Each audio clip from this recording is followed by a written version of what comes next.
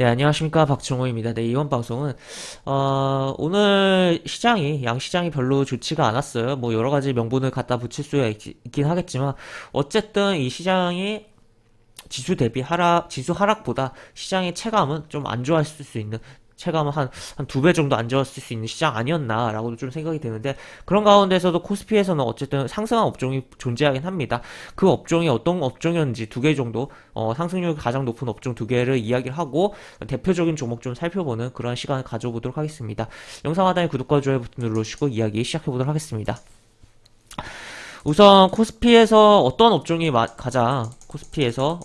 가장 많이 상승했냐라고 했으면 건설이 1.26% 상승했습니다. 그 다음에 철강, 금속 업종이 1.13% 상승을 하면서 이게 첫 번째, 두 번째 상승 업종이거든요. 그런데도 불구하고 1%대 상승률이 나왔다. 그러니까 그리고 나머지 뭐 그 외에 뭐 종이목재도 좀 오르긴 했는데 하여튼 지금 굉장히 다 전반적으로 전반적으로 하락한 하루였다라고 보시면 되겠고 두 업종이 좀 유독 독특하다라고도 생각을 해볼 수가 있을 것 같습니다.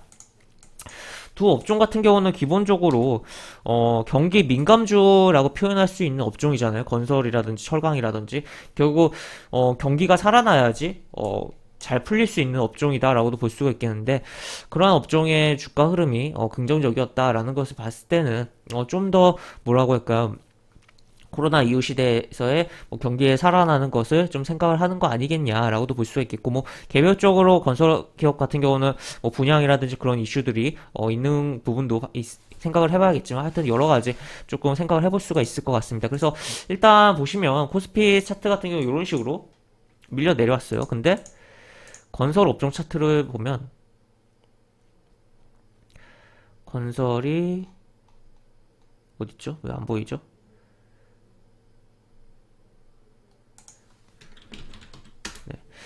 건설이 여기 보시면 이렇게 지금 업종이 차트가 올라왔다. 얘는 그러니까 코스피 지수보다 굉장히 강하다는 게 느껴지셔야 돼요. 여기 보시면 양봉이 오늘 나오기도 했고 심지어 지금 이런 식으로 조정 줬다가 올라오는 흐름이 나왔다. 거래량도 증가했다라는 것을 생각을 해볼 수가 있겠고 그 다음에 또 보면 또 철강도 보면 철강 금속도 이런 식으로 연속적으로 양봉이 나오고 있다.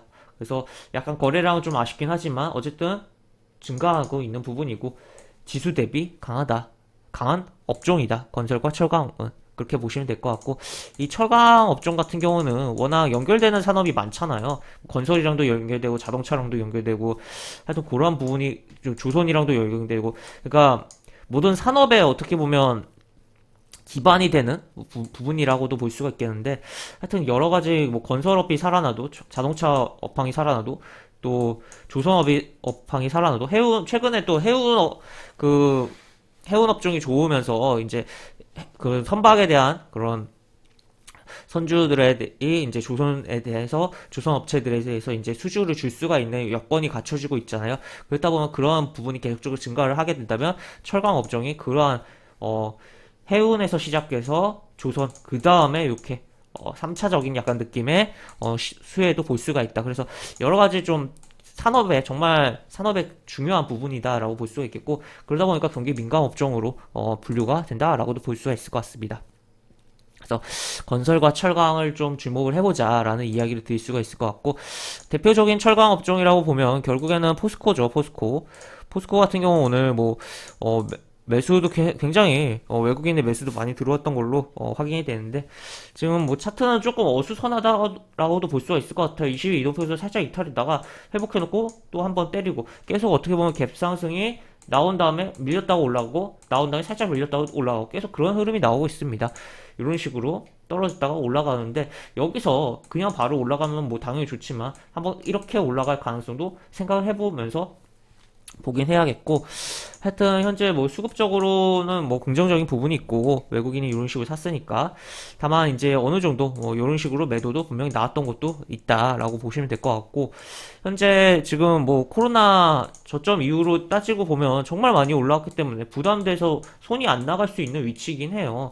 그렇지만 어쨌든 지금 시장의 초점은 시장에서의 뭐 여러 가지 수혜를 받을 수 있는 부분이 철강 업종이라는 점에서 주목은 할 필요성이 있다. 업종적으로 조금 만약에 대형주로 로 관심을 갖고 뭔가 포트에 지금 현재 너무 대형주가 없다라고 생각을 하신다면 뭐 현재 뭐 오늘 강했던 뭐 철강 그다음에 건설 내지 또는 조선업을 좀 초점을 두고 보는 게 좋지 않을까에 대한 의견이 기본적으로 있고 현재는 뭐 이런 식으로 진행되고 있는데 사실 여기서 타점 잡기는 굉장히 어려운 흐름이에요. 그렇긴 한데 일단은 철강주라든지 뭐 철강주 같은 경우는 특히나 약간 경기 민감주다 보니까 좀 주가 뭐 증시가 안 좋거나 그래서 좀 내릴 때는 그냥 약간 사고 그리고 또 살짝 뭐 증시가 좋으면서 좀 올라가거나 뭐 증시랑 무관하게 오늘 같은 이런 흐름이 나올 땐 또 팔고 약간 그런 왔다 갔다를 계속적으로 약간 트레이딩적인 관점으로 많이 좀 접근을 할 필요성이 있지 않나라고도 볼 수가 있을 것 같고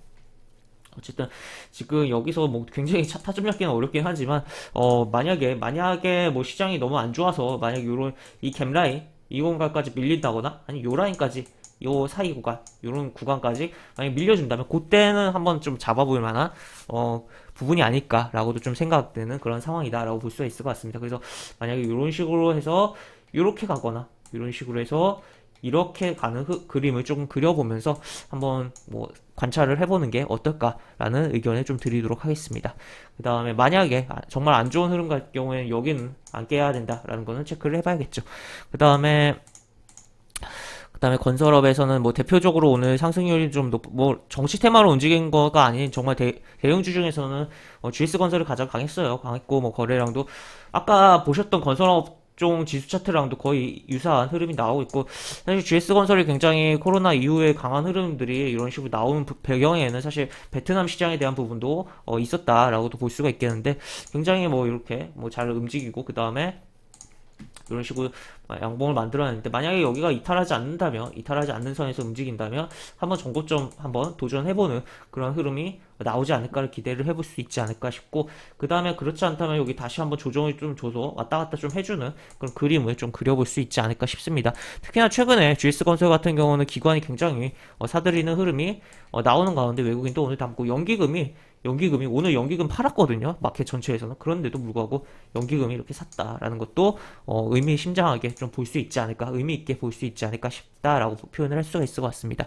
이런 식으로 볼 수가 있을 것 같고 그 다음에 보시면 뭐 코스닥도 좀 볼까요? 코스닥은 업종적으로 뭐 약간 섬유 의류 쪽이 좀 올라오는데 사실 특정 종목이 과하게 움직여서 움직인 거라 이건 좀 의미가 없을 것 같고 나머지는 뭐 비금속 쪽도 그런데 딱히 네 별로 이거 히토리 테마로 움직인 한 종목이 섞여 있어가지고 좀 애매하네요. 하여튼 전반적으로 양시장이 안 좋은 흐름이었고 일단 그나마 그런 가운데서 건설과 철강 업종이 좋은 흐름이 나왔던 하루였다라고 이야기를 드릴 수 있을 것 같고 그리고 코스피 같은 경우는 요거를 좀 보도록 할게요.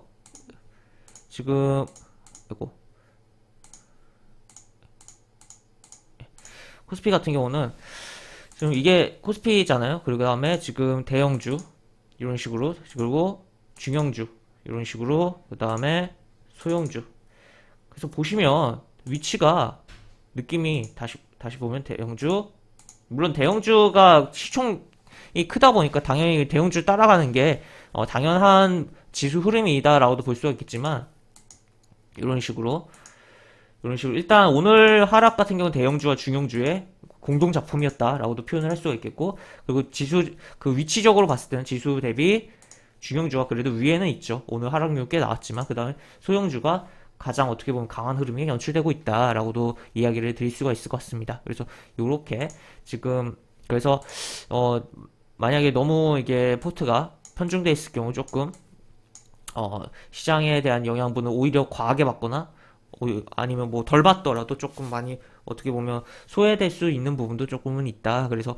물론 시장에 영향을 안 받는 게 소외되더라도 안 받는 게 좋긴 하지만 하여튼 그러한 부분을 생각해 볼 수가 있을 것 같고 포트폴리오의 밸런스를 조금 맞출 필요성은 있다. 그리고 지금 현재 뭐 지수 구간에서 조금은 어떻게 보면 뭐 국채금리에 대한 부분은 안정화가 됐긴 하지만 여러 가지 글로벌적인 그러한 부분들이 정세에 대한 불안정성이 부각되고 있는 부분이잖아요.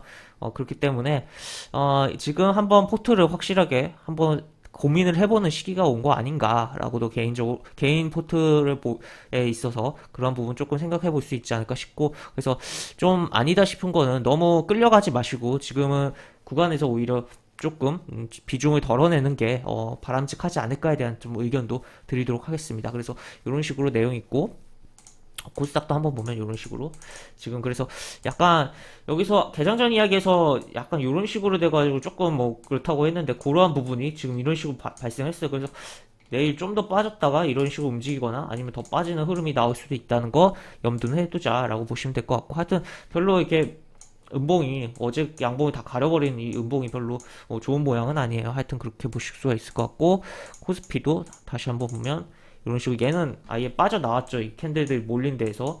그 다음에 여기 이제 요 캔들의 이제 절반이 중요한 구간이 될 것이다. 라고. 이제 3000포인트도 사실 쉽게 깨질 수 있는 부분이고, 이렇게 두 군데를 좀 중요하게 보자. 라고 보시면 될 것 같습니다. 그래서 이번 영상은 이것으로 마무리를 하도록 하겠습니다. 네, 이상 박정우였습니다. 네, 감사합니다.